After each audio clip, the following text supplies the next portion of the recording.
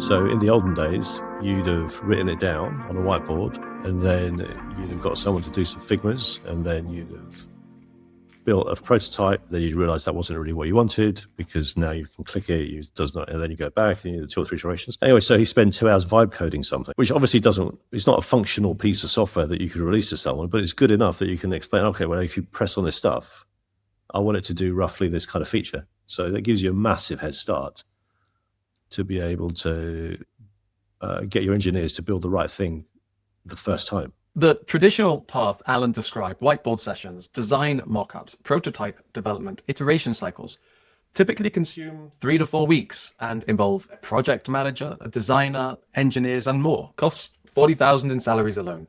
Today, one person, a few hours. When development becomes this cheap, the expensive part isn't building anymore, it's knowing what to build. And most organizations aren't really structured for that. All this stuff that used to be quite painful and boring, like upgrading Python from 2 to 3, or migrating from one tech stack to another, or writing enough unit tests to cover everything, or doing a code review, or just asking the AI to optimize a piece of code, optimize some queries, make them faster. All this stuff that would take you days of time is now pretty much instant. Alan's identifying what others call the 3-speed problem. Development now moves at 10x. Discovery might hit 2x. Marketing and support still at 1x. This creates an organizational dysfunction. You have engineers who can build 5 prototypes in the time it takes to agree what to work on. The constraint has moved from can we build it to should we build it. But most companies still operate as if engineering is the bottleneck. The results? Teams building the wrong thing faster than ever before.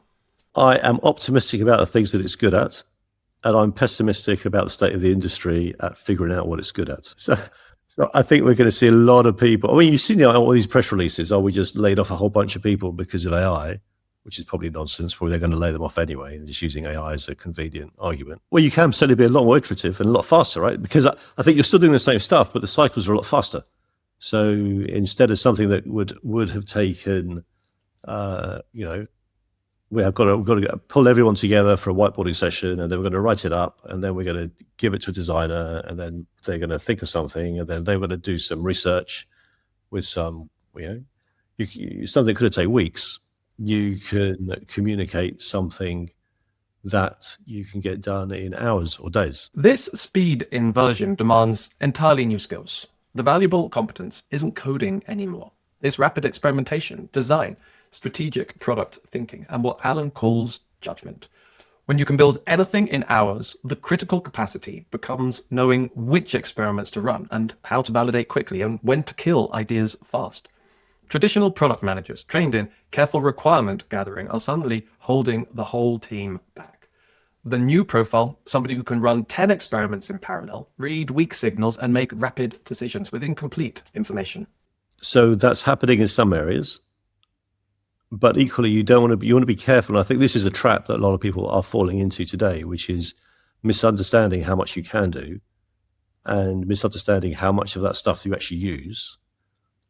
And therefore, I think a lot of people are going to be wasting a lot of time and a lot of money, assuming that an AI thing will solve all their problems. They'll spend a lot of time doing it, and they'll discover that that was a bit of a bad move, really. Alan's speed inversion isn't just changing how fast we build. It's exposing that most companies are running the wrong operating systems entirely. They're organized around the assumption that building is expensive and slow. But when development becomes instant, discovery becomes the bottleneck. Judgment becomes the scarcest resource. It's not who can build fastest, it's who can learn fastest. And that requires reimagining how product development works, from sequential to parallel, from careful planning to rapid testing, from can we to should we.